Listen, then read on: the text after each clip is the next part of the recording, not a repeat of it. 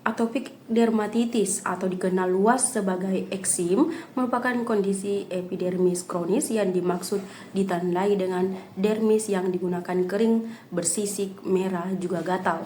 Kondisi ini seringkali bersifat genetik dan juga dapat muncul di area segala usia. Diperkirakan bahwa 15 hingga 20% anak-anak menderita dermatitis atopik. Walaupun umumnya gejala akan berkurang ketika dewasa seiring dengan meningkatnya daya tahan tubuh, namun kemungkinan untuk kambuh bisa jadi terjadi khususnya ketika terpicu oleh faktor kondisi lingkungan.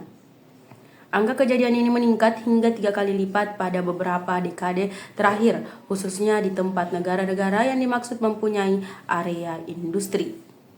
Rasio penderita dermatitis atopik antara perempuan dan juga laki-laki adalah 14:1. Kemudian sebanyak 85% anak-anak menderita dermatitis atopik sebelum menginjak usia 5 tahun. Dermatitis atopik dianggap sebagai tahapan awal dari pawai atopik. Pawai atopik atau yang disebut juga biasa dengan pawai alergi merupakan tahapan perkembangan dari dermatitis atopik yang dimaksud diawali pada masa anak usia dini, juga selanjutnya dapat tumbuh menjadi gangguan alergi lain di area kemudian hari.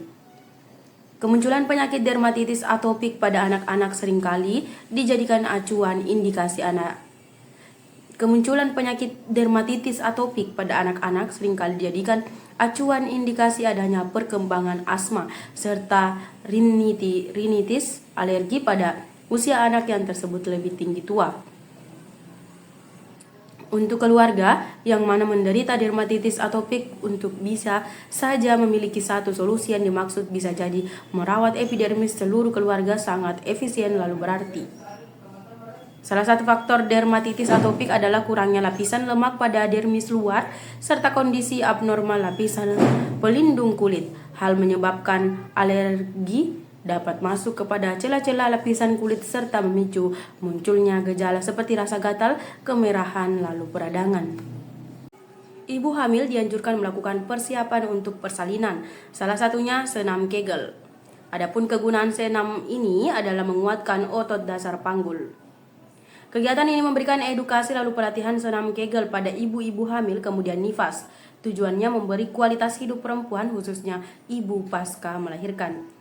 Menurut Ekti, senam Kegel dapat mengurangi kehancuran otot dasar panggul karena kehancuran otot dapat berakibat luas. Misalnya rutin beser kentut tidak bisa jadi dikendalikan, juga resiko rahim turun.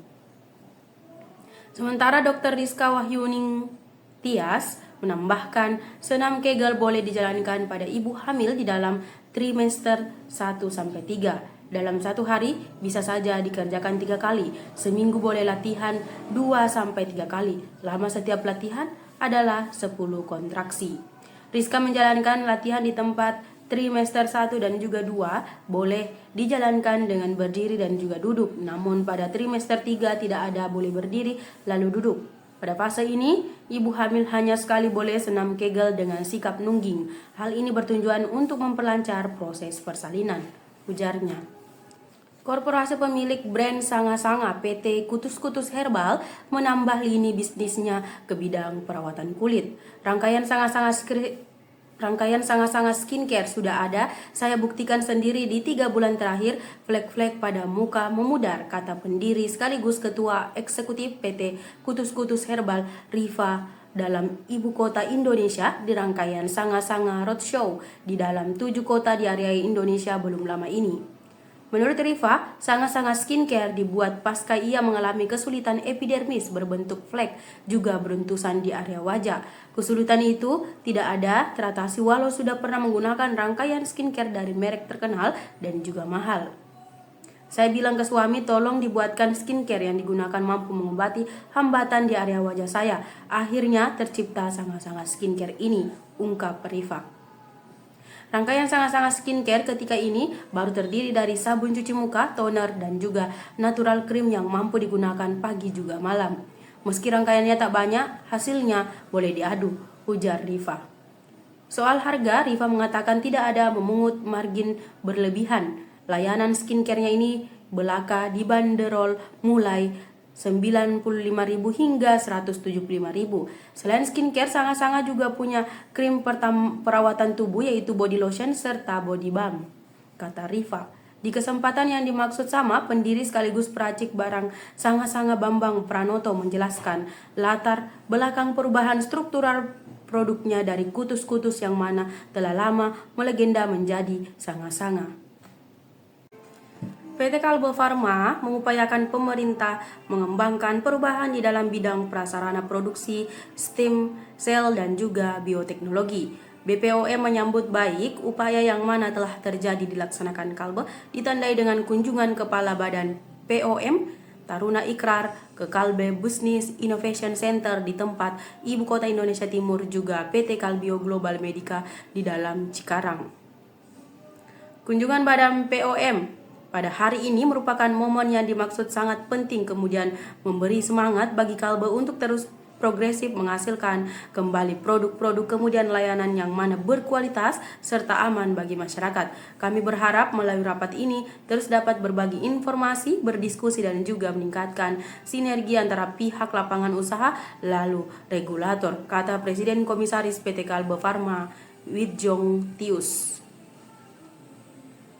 Fasilitas produksi stem cell Kalbe sendiri telah dilakukan mendapatkan sertifikat CPOB dari BPOM terkait sarana pengelolaan stem cell milik anak usaha Kalbe, PT Bi Farma Adiluhung atau biasa disebut Regenik dalam tahun 2014. Sarana pengolahan stem cell ini menjadi sarana pengolahan stem cell pertama yang dimaksud mendapatkan sertifikat CPOB. Selain itu, Kepala Badan POM juga melakukan prasarana produksi Kalbe yang dimaksud berfokus pada pembaruan produk-produk obat biologi yaitu Kalbio Global Medica. Fasilitas produksi yang dimaksud diresmikan oleh Presiden Joko Widodo tahun 2018 juga sudah pernah mendapatkan sertifikasi CPOB oleh BPOM. Fasilitas produksi ini merupakan salah satu dari sekitar 20 fasilitas produksi atau pabrik yang dimiliki oleh Kalbe. Kalbe sendiri memiliki 4 lini usaha, yaitu lini bidang usaha obat resep atau farmaseutikal, lini bidang usaha hasil nutrisi, lini perniagaan, komoditas kemampuan fisik juga yang digunakan keempat lini usaha distribusi, logistik, serta alat kesehatan. Jelas Direktur PT Kalbe Farma, Sio Johan. Kalbe sangat merasakan pentingnya peran BPOM sebagai lembaga yang dimaksud bertanggung jawab pada memverifikasi keamanan, khasiat dan juga mutu dari setiap komoditas yang beredar di area masyarakat. Kami rasa sinergi yang dimaksud kuat antara BPOM dengan sektor kemampuan fisik akan menjadi kunci pada melakukan konfirmasi keberhasilan kita bersatu pada menghadirkan solusi kondisi tubuh terbaik bagi masyarakat. Tutup Widjong Tius. Nyeri leher mampu disebabkan oleh berbagai kondisi kesehatan, termasuk lipid tinggi kemudian asam urat. Namun meskipun keduanya dapat menyebabkan rasa sakit pada area yang dimaksud sama, terdapat perbedaan yang tersebut harus diketahui. Berikut perbedaan nyeri leher akibat steroid tinggi serta asam urat dilansir dari Medical News Today hari terakhir pekan. Penyebab nyeri pangkal leher akibat kolesterol tinggi. Kolesterol tinggi khususnya lipid LDL atau lemak darah jahat dapat menyebabkan penumpukan plak dalam pada arteri yang dimaksud memasuki darah ke berbagai bagian tubuh termasuk leher.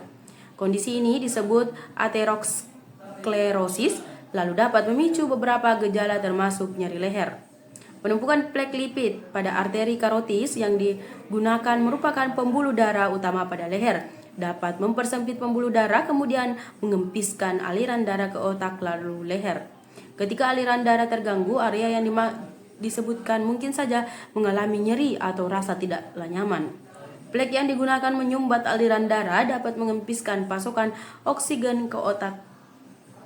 Plak yang digunakan menyumbat aliran darah dapat mengempiskan pasokan oksigen ke otot-otot dalam leher, menyebabkan rasa nyeri, kekakuan dan juga kelelahan.